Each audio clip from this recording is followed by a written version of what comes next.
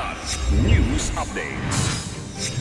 Mga balita ngayon. 8.2 million pesos na halaga ng shabu nasamsam sa Cebu. 3 high-value targets arestado. Clearing operations sa Bulusan sinimulan na, monitoring sa bulkan matapos sumabog nagpapatuloy. Pagsakop ng China sa Pag-asa K, pinabulaanan ng NTF-WPS. Ako po si Cesar Sorian para hatid ang mga nangunang balita sa buong kapuluan ngayon. Mahigit 8.2 milyong pisong halaga ng shabu ang nasamsam sa isang serye ng operasyon ng Police Regional Office 7 o PRO-7 sa Cebu, Kamakayla na nagbigay ng malaking dagok sa mga drug syndicate sa rehiyo. Ang pinakamalaking huli ay ang dalawang buy-bust operation sa Cebu City na nagresulta sa pagkakakumpiska ng 900 grams ng shabu na nagkakahalaga ng 6.1 million pesos. Sa unang operasyon ay huli ang isang 22 taong gulang na high-value target sa Figueroa Street, Barangay Sawang Calero at nasamsam ang 500.5 grams ng shabu na nagkakahalaga ng 3,403,400 pesos. Ang pangalawang buy-bust sa Sitio Sinulog, Barangay Mapolo ay nagresulta naman sa pagkakakumpiska ng 400 grams ng shabu na may halagang 2,720,000 pesos. Pati na rin ang 250 pesos na cash at mga drug paraphernalia. Sa isang hiwalay na operasyon sa Barangay Tayud, Consolacion, nahuli ang isa pang high-value individual at nasamsam ang 100 grams ng shabu na may halagang 680,000 pesos. Ang mga suspect ay lalabag sa kasong paglaba sa Republic Act 9165.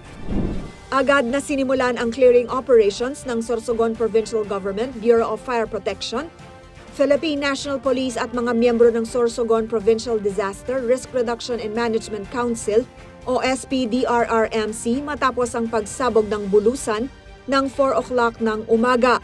Ang makapal na abo o ashfall ay iniulat sa Barangay Buraburan at Tula-Tula Sur sa bayan ng Huban, Barangay Cogon at Bolos sa bayan ng Irosin at Barangay Puting Sapa at Guruyan.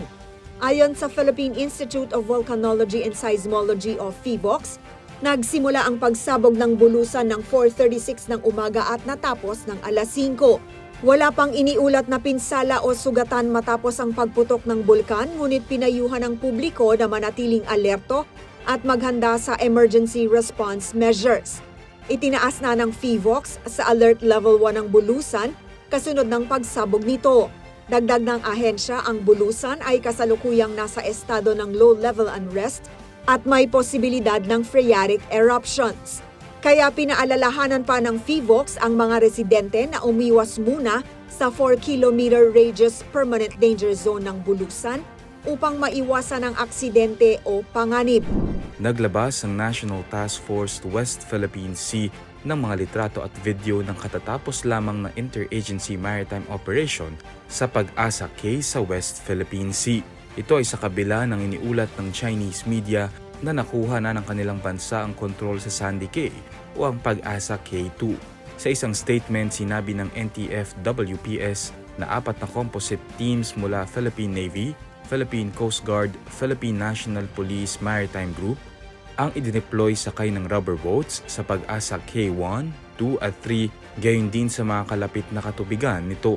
Sa kasagsagan ng operasyon, namataan ang iligal na presensya ng China Coast Guard 5102, 1,000 yards east ng K2 at 7 Chinese Maritime Militia vessels malapit sa K2 at K3. Binigyang diin naman ng task force ang jurisdiksyon ng Pilipinas sa mga nasabing teritoryo. Ako po si Cesar Sorian, kasama nyo sa bawat pagputok ng balita.